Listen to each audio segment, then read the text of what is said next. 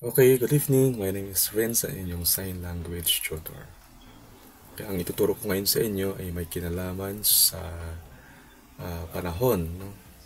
Now and then, ngayon at noon at ngayon. Okay, so ready na po ba kayo? Okay, so number 1 is now. Okay. Now. Pwede rin ganito, now. Or today. Yesterday.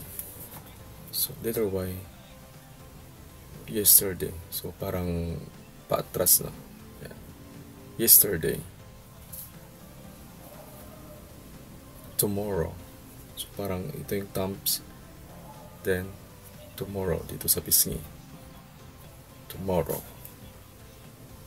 While ago, kanina. Yan.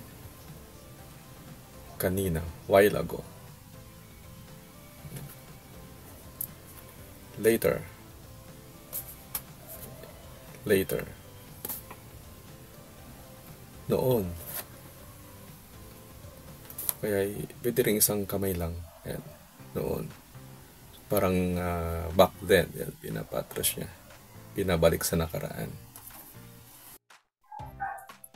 Future.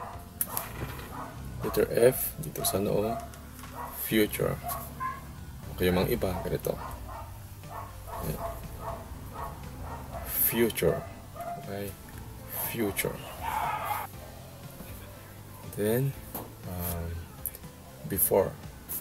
So yung kamay nyo, itong dalawang kamay na yan. Before. So itong isang kamay ay patras. Before. Next, after. After.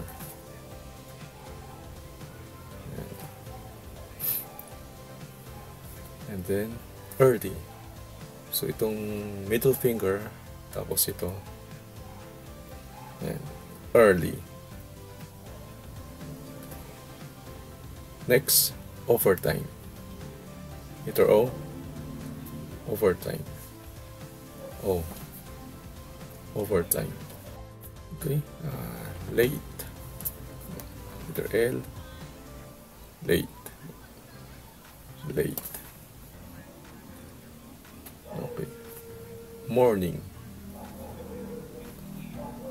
Morning. Afternoon. Afternoon. Night, letter N, diretso na N, no? N, night. Night. So, pababa yung kamay. Night. And then, evening, pwedeng letter A. Evening, pababa din. Kaya pwede ring ganyan. So, parang lumubog na yung araw. Evening. And then, dawn. So, ito yung kamay nyo. Then, yan. So, parang, yan. Madaling araw. Sunrise. So, letter F. Yan. Sunrise. Sunset. Ganyan din. Yung mga iba, naka-C, no? Sunrise. Sunset and then sunrise. Yung ibang sign, pag ganito rin. So, sunrise and then sunset. Ayan. Okay. Thank you.